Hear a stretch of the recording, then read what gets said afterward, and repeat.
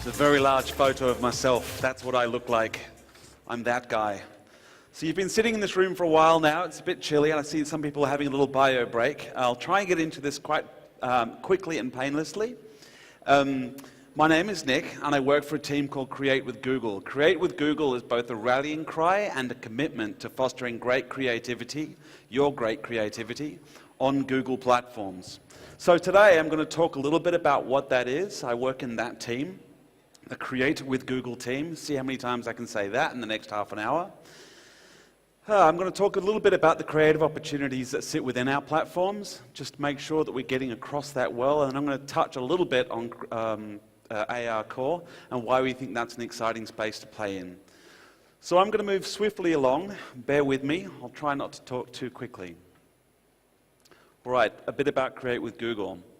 We are a team of advocates who want to help you realize the full potential of ideas and your creativity on our platforms here at Google.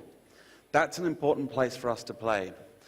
We want to ensure that you get the full opportunity to bring ideas to life.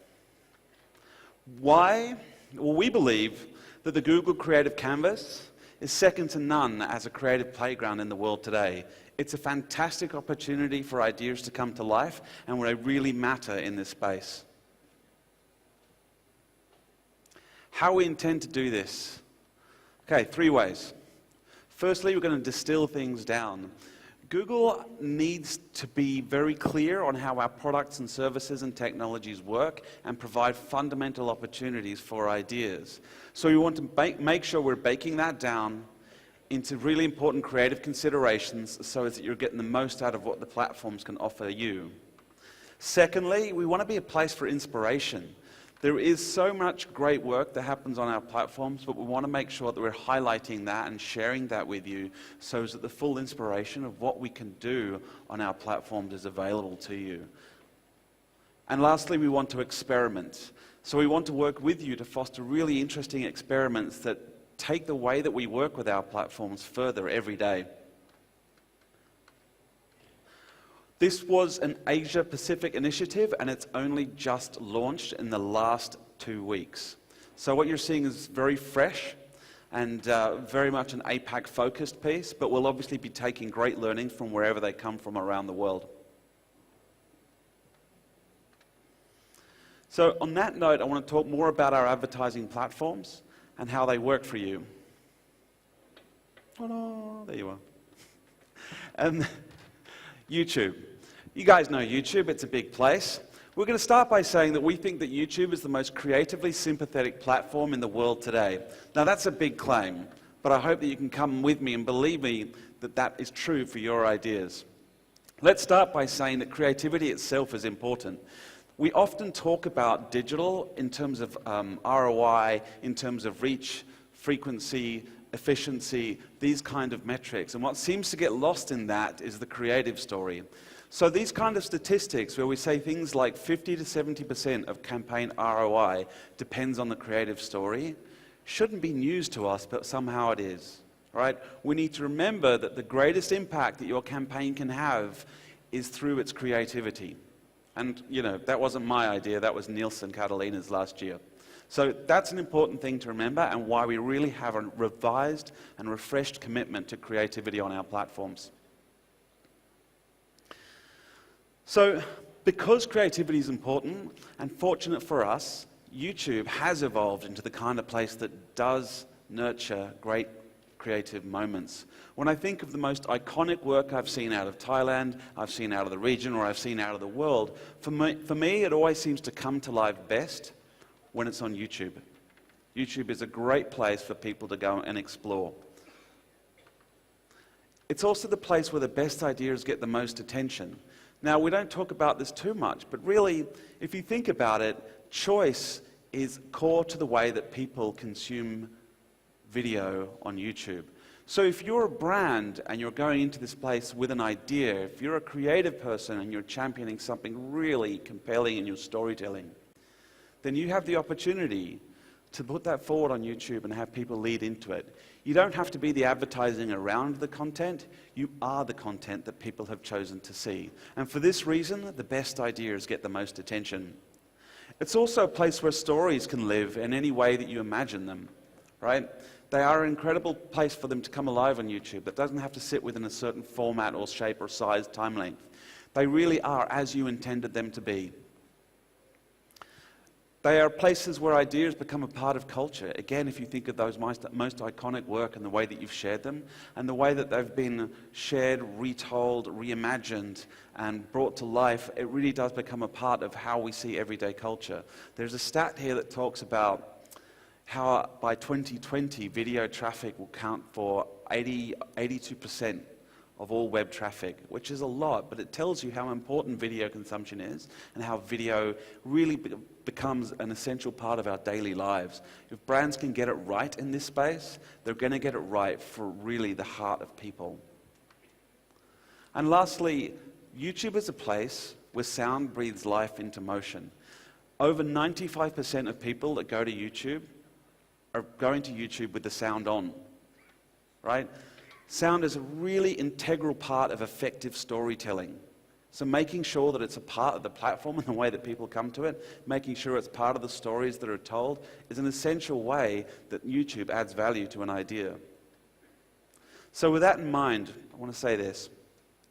When your ideas push the boundaries, it shines a light, and it shows us at Google and our platforms on where we can go next. We like to think of it as you show us the possibilities when we give you the capabilities. One of the ways that we're starting to explore different ad formats, and I'm going to talk through a few of them now, I'm going to go through a couple on YouTube and then a bit of AR Core. But really, we're always looking for new ad formats and ways that work for both ideas and consumers. And the one that we've been talking about recently is bumper ads, where we've seen enormous traction across the region in this space. They've proven that they're a 6-second spot where a little creativity can go a long way. Right? Time and time again, we're seeing this idea of 6 seconds and what it can bring to the party, showing us new and incredible things. How they work, they're just a 6-second ad that run. You can't skip them, but they run before you go on to other content. They were specifically engineered for mobile-first markets like Thailand, so as that it gets onto your screen without soaking up too much of your data and too much of your time. It's a great balance between what a creative person or a brand wants to say and what it can. So I'm going to share some examples now. The first one is this one. A tasty cup of green tea. Delicious. Who doesn't like a monkey sipping tea? The first rule about bumpers and doing them well, consider the entire platform and make them specifically for this. This isn't a cut down or a cut out. This is a specifically made piece of creative for the platform, and so it knows how to deliver it best. One of the things that it does really well is drive home a USP very succinctly. Right? Here's another great example of that. This was a piece from Tide, and at one point this was the best performing bumper ever. But it gets to the point. Right? You get that USP really quickly. Got a bedwetter? That's me! Tide Rescue eliminates tough odors. I'm not really a bedwetter. But you get the point, right? They communicate. And this was a part of series that they did, but they really demonstrate how if you're going to use a bumper ad, get to the point. This is another great example from a car manufacturer. And what it tells you is how you can use these smaller formats to highlight specific features within a product that might not have fit within your traditional communication. Right? And in this particular piece, they highlight a feature that was relevant for a very particular audience, a younger millennial audience, that are concerned about these things. So you can go and talk about features, but you can also demonstrate them to a specific audience.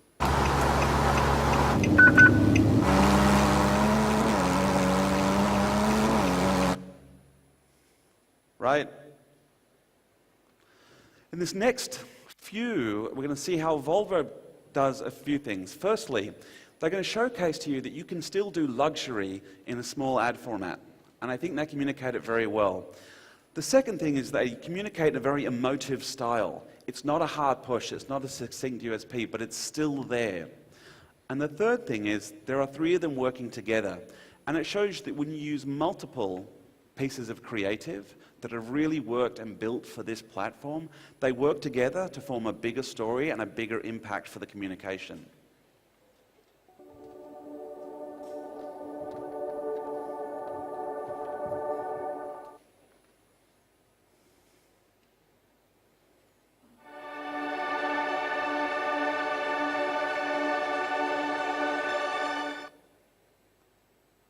This last one's my favorite. Watch the hands, like the level of detail in this. Watch the hands on the steering wheel.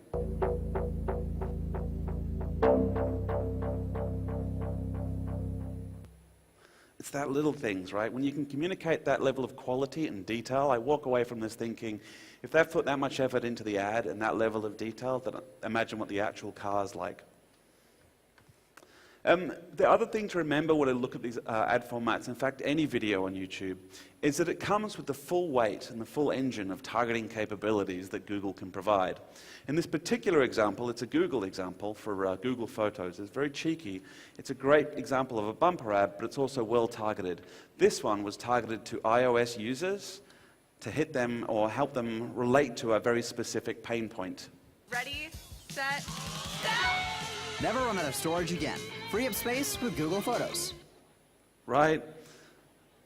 All you iPhone users out there, you're going like, yeah, right. Get Google Photos, it's great.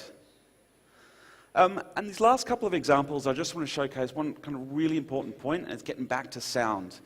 If you've only got 6 seconds to tell a story or build an idea, sound is more important than ever. And given that stat about how many people go to YouTube with sound, they are incredibly effective if you embrace sound for all of its capabilities.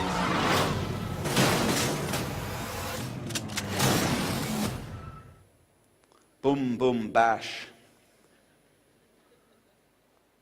This is the #1 trusted brand. Right? If it wasn't for that epic sound, this ad would be kind of meaningless.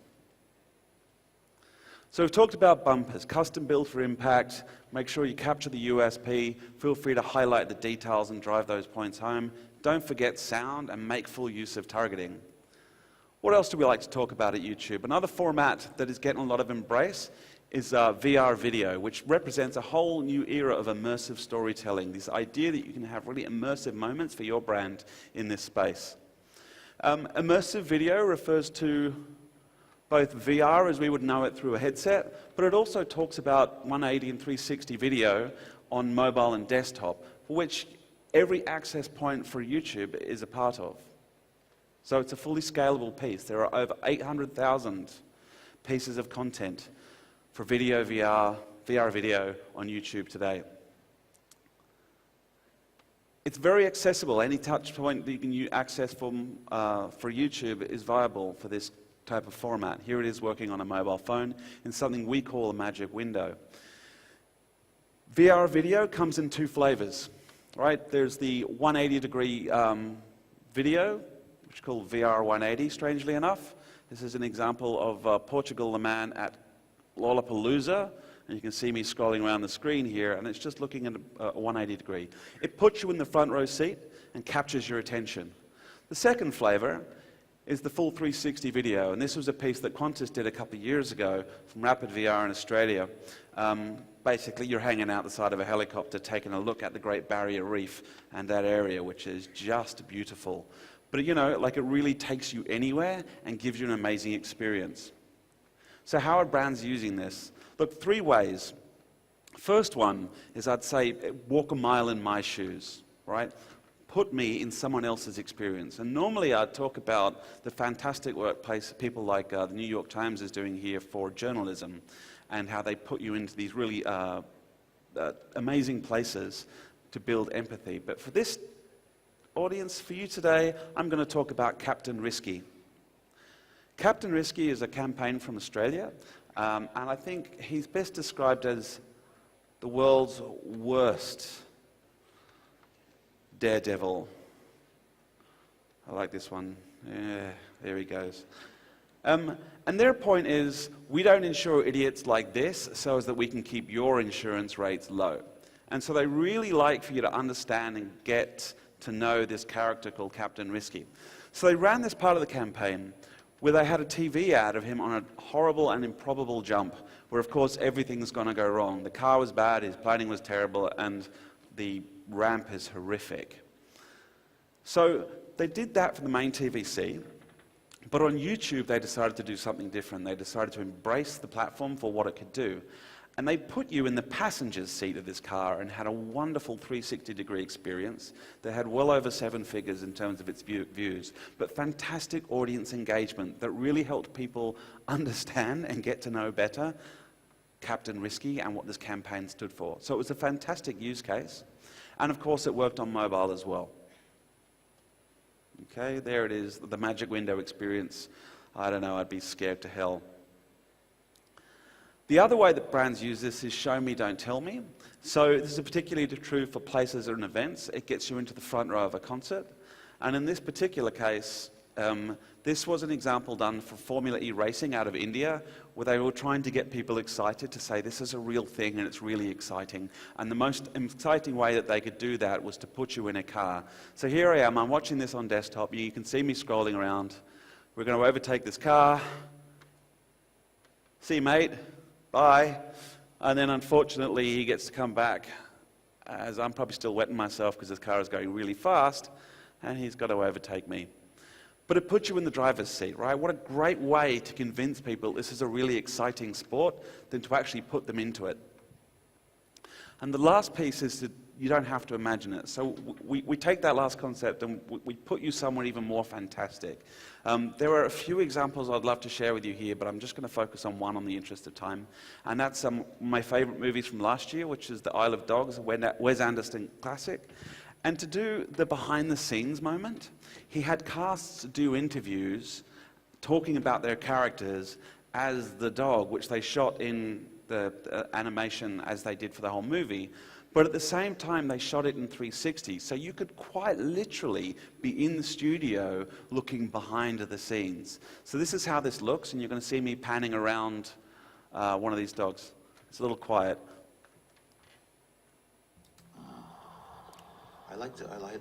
I admired Spots. I thought Spots was a very nice dog. He's a really good. I would love to have a dog like Spots, and it was very strange to think about how to play him. I just felt like he had a real sense of duty and a real sense of honor, and really cared about people. Because I don't normally get to play those kinds of characters. It's really cool. I was really into this movie, and when I saw this, I really loved it. I loved that opportunity to hear more about the characters, but also explore how the stuff was made, what a tight little set that was. I thought it was fascinating. It did great views, and again, great engagement. And it speaks to people who are really into that brand and that thing, and it gives them something more and something fun to go and enjoy. Right. So those are the 3 ways that brands are embracing VR video on YouTube. So just to quickly recap, VR video is an immersive format that goes across all kind of access points on YouTube. There are 2 different flavors of it. There's the 180-degree video, and then there's the full 360-degree video, and they serve slightly different purposes. There are 3 different ways that brands are using it. One is put yourself in someone else's shoes. Second one is, show me, don't tell me. And the other one is like, take me somewhere completely different. Okay? We find that's a really exciting format. And now, getting beyond YouTube, let's talk about something that really is pushing the frontiers right now, and that is AR core and AR in general. So we see AR as the next shift in mobile, right? This is exciting for us, and that's why we're making a big deal of it. It's where phones have matured to become this really intelligent place. They used to be just a thing we had. Now they have the ability, with all the sensors and computing power within them, to have a much greater awareness of their own environment. What is AR Core then? So if we talked about AR Core is the development engine for AR on Google. Okay? AR Core works to do 3 things really well. Firstly, it uses motion tracking. So as your mobile device moves through the world, AR Core combines the visual data from the device's camera to compute the position of you in relation to whatever the digital moment is. right? So in this particular example, you have a wonderful scarecrow lining up for a taco, as they do. Who doesn't love a good taco? And it's aware of you moving around so you can go and see that. The second one is lighting estimation. Here we see the wonderful lion being scared by the light. So the sensors on your phone can tell AR to react to the lighting conditions of a room, and it builds that sense of reality.